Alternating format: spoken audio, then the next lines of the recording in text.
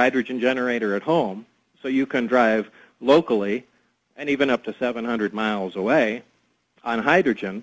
And if you want, you can always put gas in the tank, and the car will switch over to gasoline when necessary. Okay, I've always wanted to know, would I need to do that? Would hydrogen give me the same equal amount of horsepower? Would I be happy with a hydrogen fuel? You get a little less, for instance, in a larger engine. In fact, that's the reason we converted the Corvette, was a lot of these alternate fuel cars, you see little Ford Escorts and these little tiny motors, and it leaves everybody wondering, well, can't you power something substantial? Mm-hmm. So we purposely did a large V8 engine. And, it still lights up the tires and, screams away. There's a little loss in horsepower, but in a large engine, you're not going to detect a 10% loss in horsepower. But you're still having a lot of fun, though. I mean, it's enough horsepower that generally most people are going to be happy campers. Oh, sure, and most people are willing to pay that price tag if they never, ever have to go to a gas station again. And who wouldn't? On top of that, you're not supporting the oil cartel. That's right. Or anything else that's going on or polluting the air. All right, I'll hold it right there. Bob has a Corvette converted to hydrogen, and he's had that for a long time, and I guess the rest of the world is yet to come. We'll continue to talk with Bob Lazar, who knows lots of things. We'll see what we can pry from him as the hours continue. From the high desert, I'm Art Bell.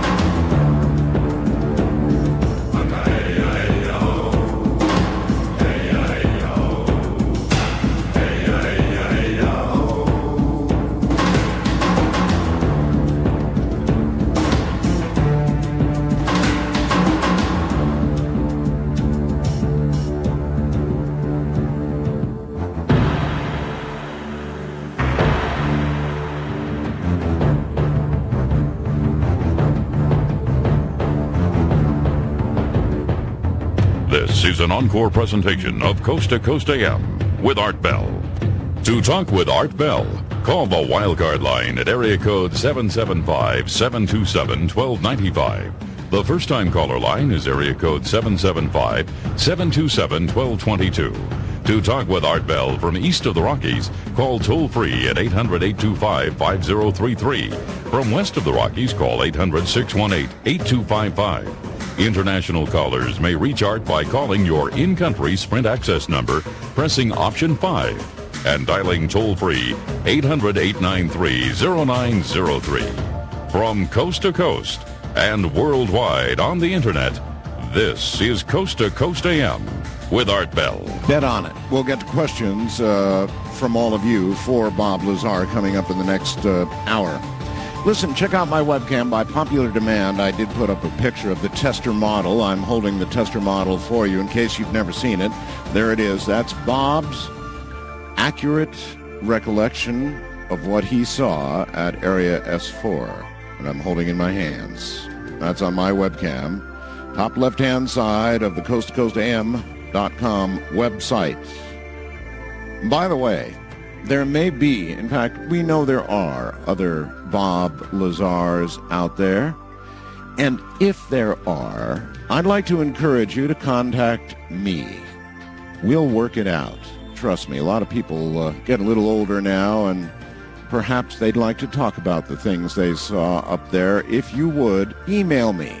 My email address is artbell@mindspring.com. That's artbell, A-R-T-B-E-L-L, at mindspring.com. So if you're another Bob Lazar out there and you figure the time is right for you and you want to tell your story, I'm your guy.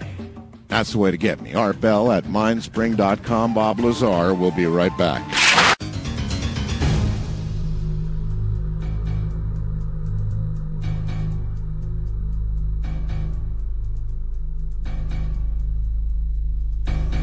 by the way, it's probably going to screw up my little scenario pleading for some more Bob Lazars to come forward. But out of curiosity, Bob, tonight all across the world, people who have been involved up at Area 51, S4, have seen what you have seen. These people, they're probably listening, Bob. A lot of them are listening. You can be sure of it, actually. And so what would you say to these people? Would you say, you know what, Art's right, why don't you go ahead and email them, and why don't you come on and tell what you know? Would you advise them to do that? No. No, I knew you'd screw it up. Don't tell anybody what you know. Just take my word for it. It's not I knew you'd do that. I knew it. Yeah, well, that really is my message. Just forget it. Forget it, huh? Yeah, just forget it. Don't bother saying anything. It's not worth the hassle. It's not worth it. It's not. And for the most part, nobody's going to believe what you have to say anyway, so don't even think of doing it. Well, thanks for the help. I'm sorry, but you asked. Yeah, and I knew, I guess, what I was in for. Okay, well, I know, but still, all right, but let me take the other side of it, Bob. Let's fight this a little bit. There's a lot of people out there, like Stephen Greer, who I'll have on tomorrow night, and they really do make a compelling, damn strong case that, gosh, darn it all, if we've been visited by aliens, if they've really been here, if we have their craft, their technology, and even bodies, and this is such an incredibly large story, so important to the human race, that nobody has a right to keep anything like this secret, and it should be told, it should be out in the open, and if these Bob Lazars don't come in and talk to me and others, then how in the hell are we ever going to find out? Because you said it yourself, the government sure isn't going to tell us. Yeah, and I agree with that completely. Well, then how can you say that? Well, from personal experience. Yeah, in other words, you're not really a crusader at all, are you? No. You're not? No. I'm not involved in UFO research. I don't follow the stories. I don't do lectures. I don't... I know you don't. I don't do any of that stuff. I try and put it behind me, and a lot of people really...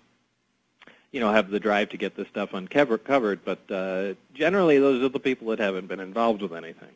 And, sticking your neck out on the line really does change your life forever, and it's not a positive thing.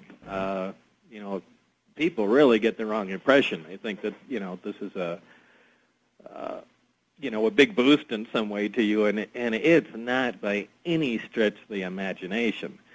So why would I recommend somebody do that? Well, a lot of people, Bob, think that, when they have these reality TV shows and people line up for blocks and wait 2 days through the ice and the cold to get a chance to be, have FaceTime on television. We do live in that kind of world, and so some people suspect your motive is that. But yeah, but I hate being on TV. I hate doing interviews, and I don't do lectures and all that. How could that possibly be my motivation? Yeah, that's right. Well, I believe me, I do understand.